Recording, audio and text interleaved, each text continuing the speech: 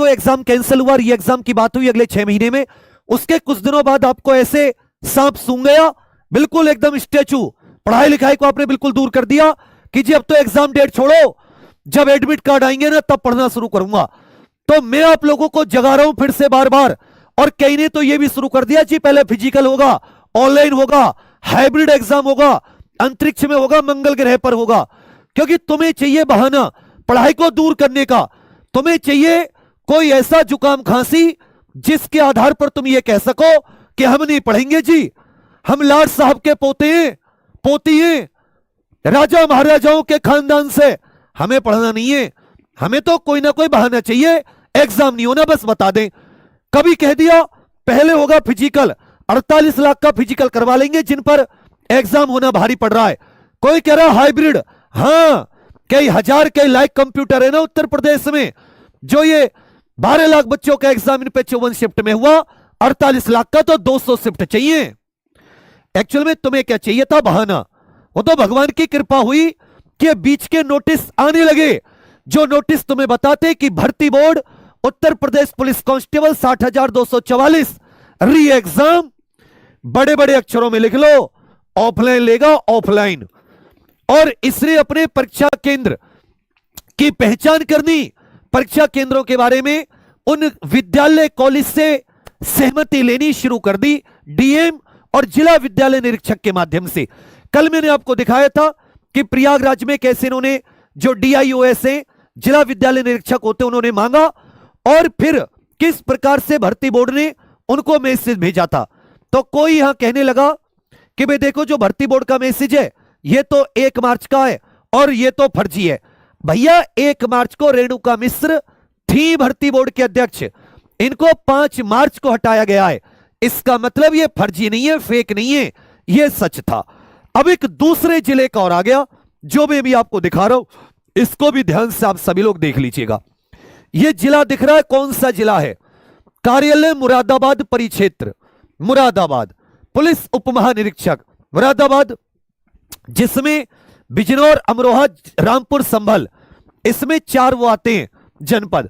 तो वरिष्ठ पुलिस अधीक्षक मुरादाबाद के और जो 4 पुलिस अधीक्षक हैं उनके लिए विषय उत्तर प्रदेश पुलिस भर्ती और प्रोन्नति बोर्ड द्वारा आयोजित की जाने वाली विभिन्न भर्तियों की ऑफलाइन परीक्षा केंद्रों के निर्धारण विषयक बहुत बढ़िया से बता रखा है कि कृपया जिलाधिकारी को संबोधित एवं आपको इस कार्यालय को पृष्ठांकित अध्यक्ष यूपी भर्ती बोर्ड के पत्र संख्या जो कि 26/3 का संदर्भ ग्रहण करने का कष्ट करें, जिसके द्वारा यूपी में विभिन्न आयोग चयन बोर्ड की चयन प्रक्रिया को त्वरित ढंग से कराने और पारदर्शी तरीके समयशील बनाए जाने अपर मुख्य सचिव 24/11 प्रतियोगिता परीक्षाओं के समुचित प्रबंध दिनांक 24/5/2023 के अनुक्रम में गठित समिति ने यूपी भर्ती बोर्ड की ऑफलाइन लिखित परीक्षाओं के लिए निर्धारित मानक के अनुरूप विद्यालयों का स्थलीय परीक्षण कराकर वांछित सूचना निर्धारित प्रारूप में उपलब्ध कराए जाने हेतु निर्देशित किया है। अतः उपरोक्त संबंध में आपको निर्देशित किया जाता है कि यूपी भर्ती बोर्ड लखनऊ के उपयुक्त संदर्भित पत्र में निहित अपेक्षा अनुसार आप अपने अपने जनपद के जिलाधिकारी, जिला निरीक्षक से समन्वय अर्थात कोऑर्डिनेशन स्थापित कर समय से वांछित सूचनाएं शुद्ध रूप में 28 मार्च को प्रत्येक दशा में संबंधित को उपलब्ध कराने का कष्ट करें। इसमें भी दे रखा था एमएस एक्सेल में कॉपी ईमेल पर भेज दें, रेंज का ये सब इस कार्यालय को उपलब्ध कराया जाना सुनिश्चित करें। यहां पर इन्होंने पूरी, तो इसका मतलब क्या है कि भर्ती बोर्ड जितना भी अब जो बड़े बड़े इसके एग्जाम कराता है, जिसमें ज्यादा जैसे UP police constable re exam, UP police constable re exam, ठीक है बाबू, UP police constable re exam हो जाए, ठीक है, जो 60,244 भर्ती है ये, और यूपीएसआई या जो पीएससी जेल वार्डर में, इसमें वो जानता है कई लाख फॉर्म भरे जाते हैं। यूपीएसआई में भी 15 लाख फॉर्म भरे गए थे, इस बार भी 15-20 लाख, इसमें भी 20-25 लाख, इसमें 48 लाख, इनमें ज्यादा भी हो सकते हैं। तो एक ये कि वो ऑफलाइन ही एग्जाम करा सकता है, अगर इससे ज्यादा कराने गया तो उसको बहुत शिफ्ट चाहिए, बहुत सारे क्वेश्चन बनाने पड़ते हैं ऑनलाइन में, और कोई कंपनी राजी नहीं होती, तो आपका ऑफलाइन होता है। और जिस तरीके से 28 तारीख लास्ट डेट और एक जनपद में प्रयागराज में 1 अप्रैल लास्ट था, तो ये बहुत ज्यादा मतलब एक्टिव ढंग से ये पूरा का पूरा एक विद्यालयों का बैंक बना रहे हैं कि भाई ये विद्यालय, इन्हीं में हम लोग एग्जाम कराएंगे, उनसे पूरा स्थलीय निरीक्षण करके सारी रिपोर्ट प्राप्त कर रहे हैं। तो आप सभी लोग भी री एग्जाम के लिए तैयार हो जाइए। अपनी जो पढ़ाई आप किसी भी बहाने से छोड़े पड़े हैं, आप अपनी परिस्थिति को देखो, माता पिता की उस हालत को देखो, तो उसमें तो कोई सुधार नहीं हुआ। मतलब कोई तो कारण होगा जिसकी वजह से आपने अपनी पढ़ाई को छोड़ दिया, या बिल्कुल ऐसे ढीले पड़ गए कि आपको सब कुछ आता है।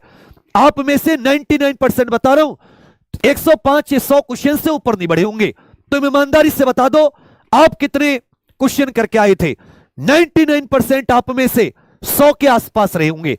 तो तुम अपने आप को इतना फन्ने खा मत समझो कि जी आप पूरे आज ही हो गए यूपी कांस्टेबल सीधे भर्ती। मैंने आपको टारगेट दिया था कितने क्वेश्चंस का? 130 क्वेश्चंस का। वो टारगेट कहां है? उसे भूल गए हो क्या? मैं कहता हूं जो शांत हो गया उसे हो जाने दो। 60,000 पद, 60 लाख नहीं है कि खाली